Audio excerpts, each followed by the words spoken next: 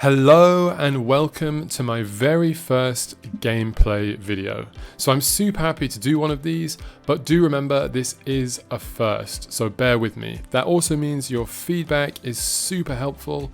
Anything you like, anything you don't like, anything you can think of, please do let me know in the comments. It really helps the channel. And do bear with me with the editing and everything like that. It is the first time I'm doing it and I'm just trying to learn as I go. So yep, thanks, let's get into the video.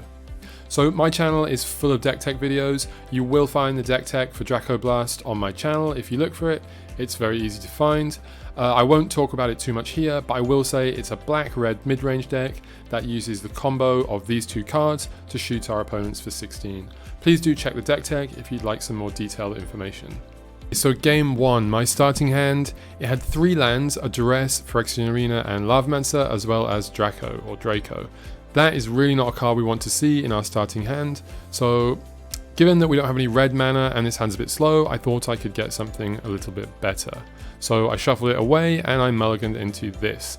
This hand is also not great, especially we can't really play anything except the Duress, but I did decide this was better than a 5-card hand because we have 2 Duress and I can draw in to some land to help me play some of these other cards.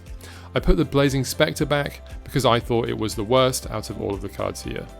Let me know what you think of this hand in the comments. It's really interesting to know if you'd keep it or not. It's really not a great hand. And we start game 1, I compliment my opponent for his amazing playmat and then start with a turn 1 Duress. This is one of the most powerful starts you can have in Premodern, and this is when I start to see I'm playing against Devourer, a kind of Tinker artifact based deck. At this point, I'm not 100% sure it's Devourer combo, but it's either that or some kind of prison deck. Either way, I'm not super happy to see it. I'm thinking I can either slow him down by taking the Mana Rock, but it's not super helpful. I have 2 Duress, so I'm taking that Tinker. The Tinker helps him to get his combo pieces, so that's really what I want to try and take out of his hand, because he doesn't really have any other threats apart from Mastercore, and I have an answer for that. So yeah, so I draw a Grim Lavamancer here. You can see the cards edited in on the left. Sorry I don't have them in an easier way to read. This is my first time editing one of these. So yeah, I play my land, I Duress again, it's all I can do, and I take that other Tinker. So I do think for a little bit about taking the Mana Rocks, but you know, I've really got to prioritize taking the combo here, and the Mana Rocks by themselves, while they power good stuff out, they can't actually kill me, so you know, I have to just take that Tinker there. My opponent was super nice through all of these games, really fun to play against. And yeah, this is a super nice deck and a super explosive start, as we'll see here. So opponent has a lot of mana now. So I untap, I draw a land, I play it straight away. Here I'm thinking, do I want to play my Grim Lavamancer? I'm trying to count how much mana he has, and he definitely has enough to play a Mastercore and just kill my Lavamancer straight away. So yeah, here I just pass. It's not worth getting my Lavamancer killed. Let's see what my opponent does. So, so as expected, playing the Mana Rocks. Actually, I think we'll see here my opponent's drawn more Mana Rocks. I can't remember. Let's have a look. Okay, so this is an interesting interaction. So he plays a Lair land that allows him to return a land to hand. So he returns the City of Traitors before he has to sacrifice it. This is a super nice play, and one I've not actually thought of before.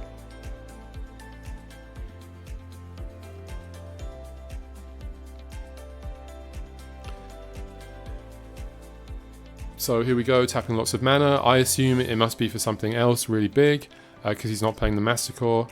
Actually, it's for another Mana Rock. So he has a lot of mana here. This Mastercore is going to be able to kill basically anything that I put in play. You can see here he does tap out for the Mastercore, and this is where I make my first mistake. So I should just kill it end of turn with the chance to untap and play my Mastercore. I didn't because I was thinking I want to get value from making him discard. This was a really big mistake. I should have definitely killed it end of turn. Because you can see here I drew a land. What I would have been able to do is now just slam my Mastercore and just beat down with it. But now because he has the Dust Bowl in play, which I also must have forgotten about at the time, you know, he can kill some of my lands, meaning I now can no longer play the Mastercore.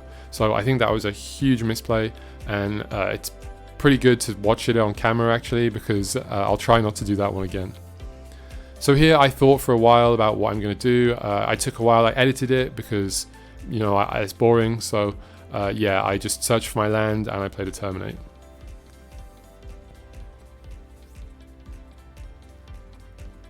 So this matchup is pretty interesting.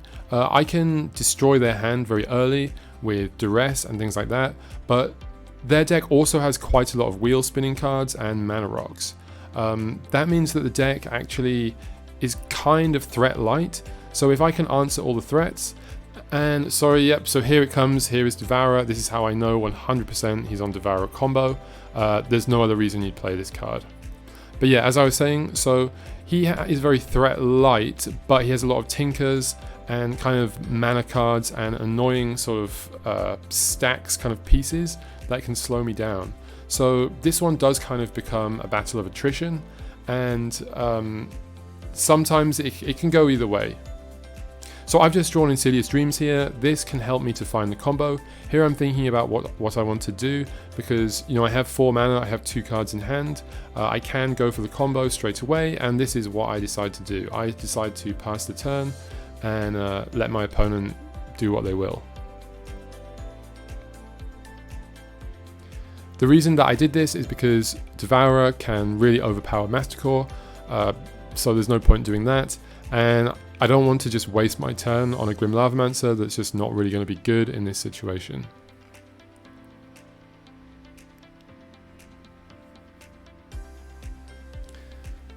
So yeah, 2 amazing playmats in this matchup. I really like my opponent's playmat. I told him at the time. Yeah, super awesome. It's rare to see one like that, so definitely super nice artwork, Treetop Village there. And here he's tapping loads of mana. He plays a Smokestack. It's a bit hard to see with the glare, but this, as soon as I see this, I kind of know, okay, this is game over. I've got maybe like 1, 2, or 3 turns maximum to win the game. So at this point, I'm kind of glad that I left my mana up so that I can get my Dreams combo kind of going. So here he attacks, he pumps it, I believe. So as long as you don't pump Devourer above 7, it's totally fine, it won't die. So yeah, I do believe he pumps it up to 3 or 4. And yep, you can see, so to make this look nice, I had to edit out some of the things like the decks and the graveyards. I hope you guys don't mind that. I just think it looks much nicer when you can see the cards a little more clearly, rather than an even more zoomed out version than this. So yeah, he milled some lands and then something that gave it +2. So I take 3. And I hope that I play Dreams at end of turn and just shoot him for 16, because I think that's my best chance against this Smokestack. No, unfortunately I decide not to do that. I don't know why. Especially with all that mana denial that I see in play, because now, you know, I'm probably not going to get a chance to go for that Dreams again. I know what I was thinking. I was thinking if I can get him to 16, then I can kill him in one shot and get him by surprise. This definitely was not the right way to go. I should have just gone for the Dreams end of turn. You know, I would have had no cards in hand, but I would have had a factory that he would have had to Dust Bowl, and then at least it lets me draw into something like, you know, Bolt or something else. So I do think I made the wrong play there, but I'm not 100% sure. So here I'm also thinking, yeah, I drew the mountain, I didn't edit it on the side because editing these takes really a lot of work.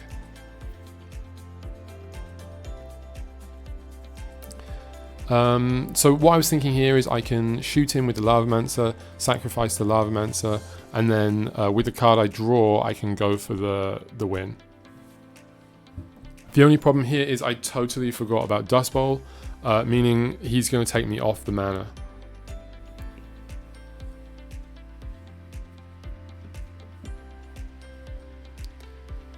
So yeah, opponent's attacking, pumping again. Playing a land, and here we go. I think we're going to see the Dust Bowl.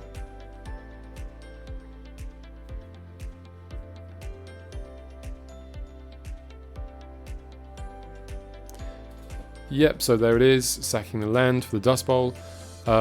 This puts me in a really bad situation. I definitely totally forgot about this at the time. Now I can't do what I want to do and win the game, so that's really very, very awkward. I actually make this even worse because, so I think for a while about what to sacrifice. I edited that out. I sacrificed a land, which definitely was a mistake. I should have shot for 2 and sacrificed the Lavamancer.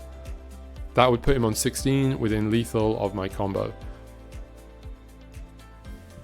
So I decided to sack a land he can't kill with Dust Bowl, because I was very worried that he would Dust Bowl me again, tick the smokestack up to 2, and then it's game over.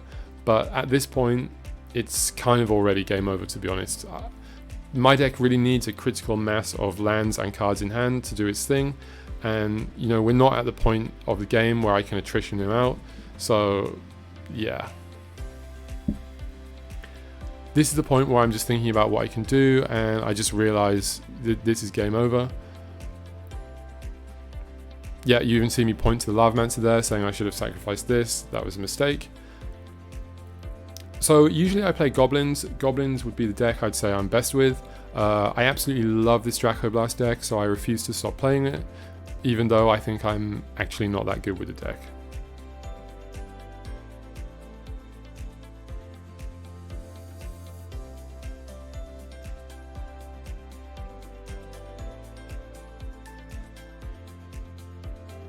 So I attack for 1 while he's tapped out. I mean, this is pretty inconsequential at this point. He untaps, he's going to tick the smokestack to 2. He's got so many more permanents than me, then he can just keep this going for multiple turns. You can see I did draw the 4th land. I should have played the Mastercore, I think. At this point, I'm trying to just hope to win with the combo. But also, I don't have enough cards in hand to go for the combo now. So at this point, I just realize it's game over,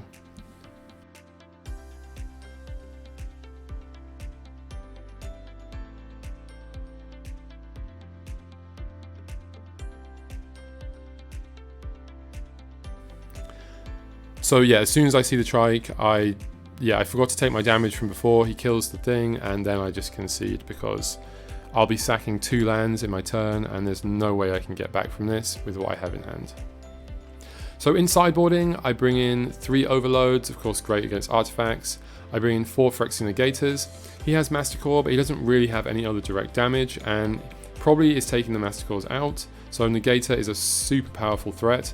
I also put in Engineered Plague, which might seem weird, but actually it stops his combo because one of the combo pieces, the Phyrexian thing, it actually will die as soon as it comes into play because it is at 1/1. So the things I took out, I took Lavamancer out, I think he's not that good here. I took Mastercores out, also not that good against his threats. I did take out Lightning Bolts, I'm not 100% sure if that's right or not, and I took out 1 Blazing Spectre. So I needed to take out a lot of cards to put all that stuff in. So in game 2, I see a hand of 2 lands, Duress, 2 Phyrexian Negators, Insidious Dreams, and another card that I can't quite remember from my notes. I think it was a Blazing Spectre. So I think this hand is good because I have turn 1 Duress, and if I draw a 3rd land, I can play into a Negator. I'm not actually sure how good this hand was. I think it was okay, but perhaps I should have mulliganed for something better. I think I did get a bit greedy here. So again, I start with the turn 1 Swamp into Duress to see what his hand is. So this time I'm feeling a little happier because I see his hand has a lot of these wheel spinning cards I talked about, and only 1 real kind of disruption card, which is Tangle Wire. So I take the Tangle Wire and then I just leave him with lands and kind of like mana rocks, wheel spinning kind of cards. So let's see what he does here. I can't actually remember. Yeah, so he goes for the turn 1 Mind Stone into, the rock. So now I'm feeling reasonably happy because he has nothing except lands in hand. When I saw the port, this is when I realized my Phyrexian Negator is not going to come down for a while. I did draw the extra land, so I have enough land to play it, but just the port is going to slow it down, which is annoying. Then I see this Sphere of Resistance, which was an incredible top deck, and now I realize I'm not going to play my Negator for a very long time. So this is when I realized perhaps I should have mulliganed, and I just pray to draw something good off the top. I draw the second Insidious Dreams. Definitely not what I want to draw, but you know, once you have one, you can kind of discard the others. So it's not good, but you know, every card is as good as discarding a card to Dreams at this point.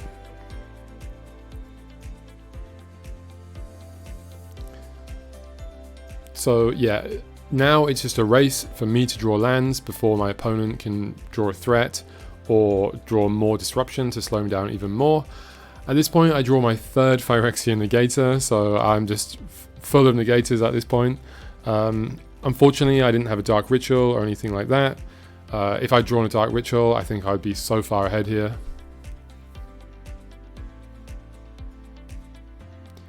And yeah, my opponent's just doing what his deck does, just getting more mana rocks, more just wheel spinning cards. So at some point he'll sacrifice these to draw cards, but this is what I meant, where we can kind of disrupt them, and then, you know, they don't actually have that many threats. See, here I take the Mishra's Helix. This card is super annoying. With all that mana, that would have definitely been game over. He would have been just tapping me out forever. So I'm really happy to take that one. That was a nice top decked Mesmeric Fiend.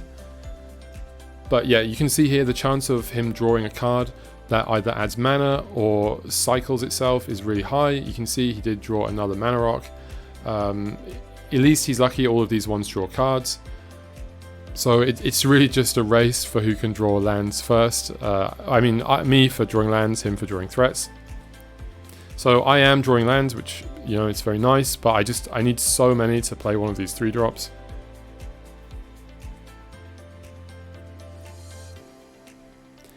And yeah, he goes sacrificing some of his mana rocks to draw cards.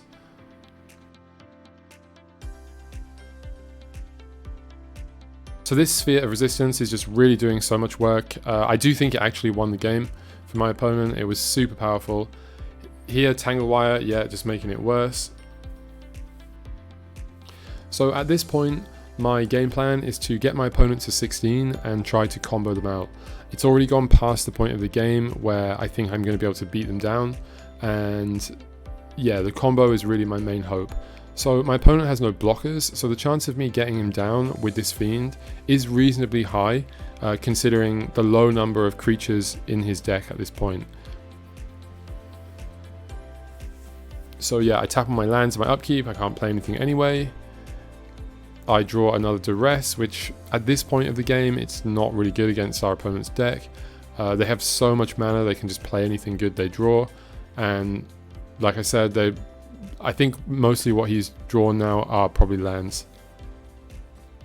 So I can't actually remember, but I do think it's mostly lands. If he had a threat, he would have definitely played it by this point.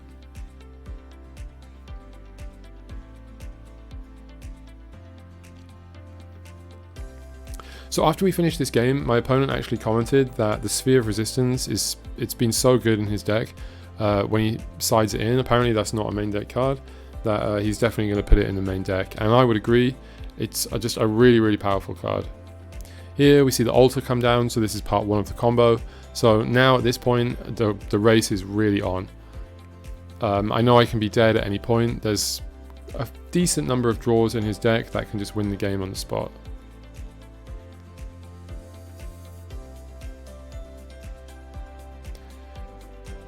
So here I decided to tap the Fiend and try and go for the Duress. Really not sure if that was a good idea or not. I figured the chance of drawing a land and Duress, you know, it might just save me if he has a Tinker or something. I did draw the land and there's the Duress, but like I said before, yeah, just all lands.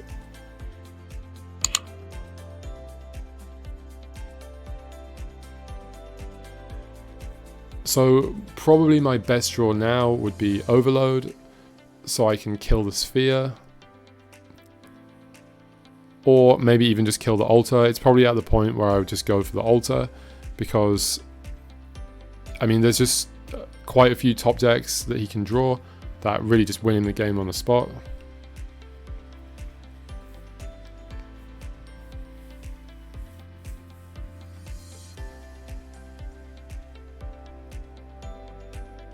This matchup is a really interesting one. Often it does come down to situations like this. Usually, you know, the Draco Blast start would have been better than mine. And then it'll be at a point where it's kind of like the Draco Blast deck is trying to get through all of the like stacks pieces and kind of like tapping of stuff to try and just blast them for the win. So yeah, it can come down to that a lot. Of course, sometimes you do just Dark Ritual a turn 1 Negator and you just win the game, or you Dark Ritual a turn 1 Hypnotic Spectre and you just win the game. Or, you know, on the other side, our opponent can make a turn 2 Devourer Altar combo and just win the game.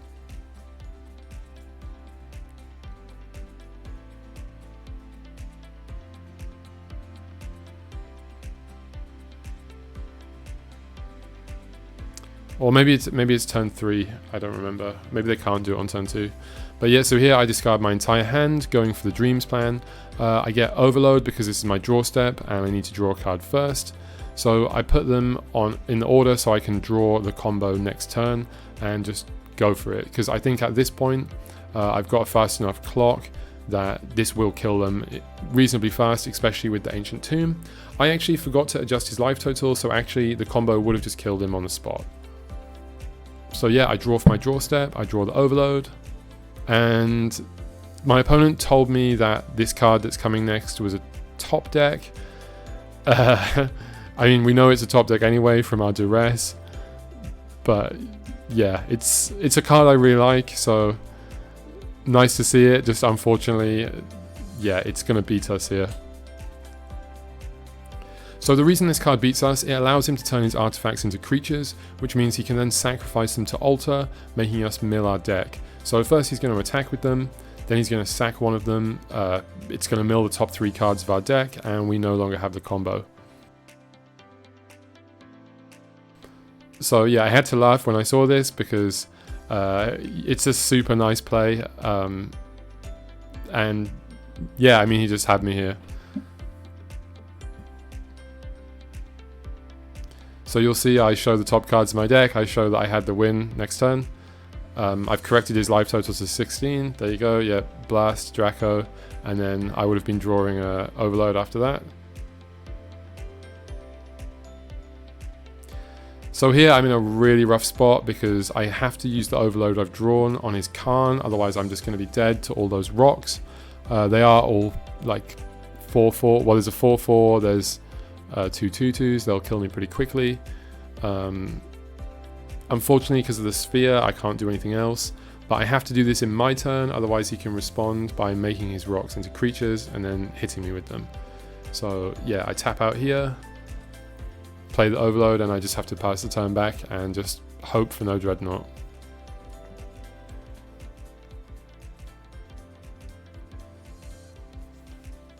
Yeah, I do attack for 1 down to 15.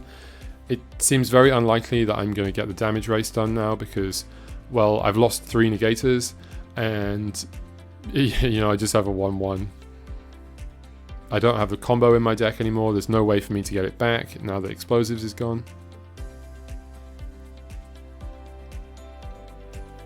So let's see what I draw. I don't actually remember here.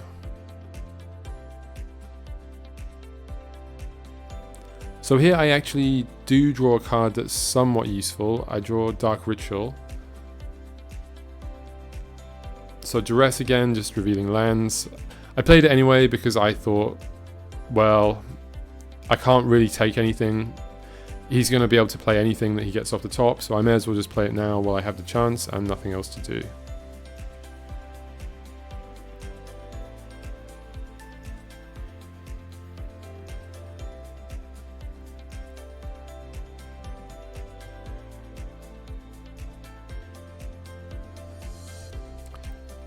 And yeah, he taps my lands, but luckily for me, I've drawn another land, and this one taps for red.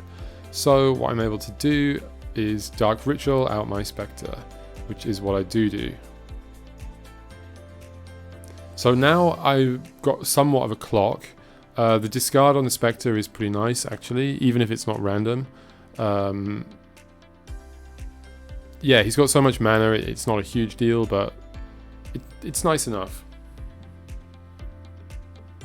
So now I'm feeling a little bit like I could stand a chance of winning, but of course he still always has that chance of top decking one of the Tinkers or Phyrexian Devourers that he needs to just instantly combo off and win.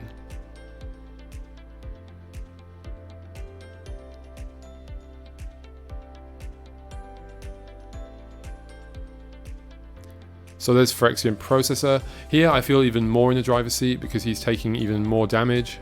And you know, my deck does have burn spells, although I did side out all of them actually at this point. But I do have, you know, some other flyers. I'm feeling reasonably confident at this point. I'm on a higher life total. I get to attack first.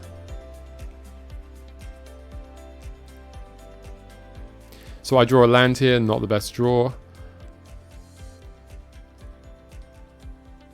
Yep, so I'm on quite a life total advantage now. It will very quickly start to swing towards my opponent. But my plan is that if I can just draw, you know, enough blockers, enough things to just survive, then my flyer will get there. That's my hope anyway.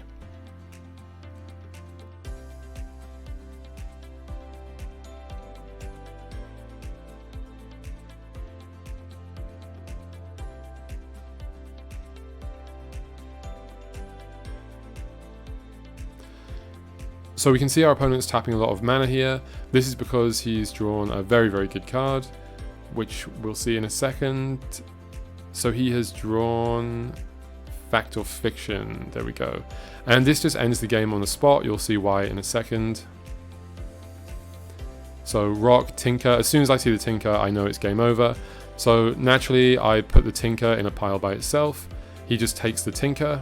So the Tinker is a tutor that lets him get his Phyrexian Dreadnought. Yeah, he just takes the Tinker and then plays it, gets his Dreadnought and combos me out for the win. So what the combo does here, it makes me mill my entire deck because he can make his Devourer massive, then sack it to the altar, just, yeah, milling me on the spot. I'll untap, I'll draw a card, I won't have any, and I'll die. So I do hope you enjoyed these games. Please do let me know in the comments below. Do you like me commentating on them? Would you rather I just play music or something instead? How do you find the size of the cards? How do you find the editing of the hand? Yeah, thank you for watching. Please do like, comment and subscribe, and bye bye.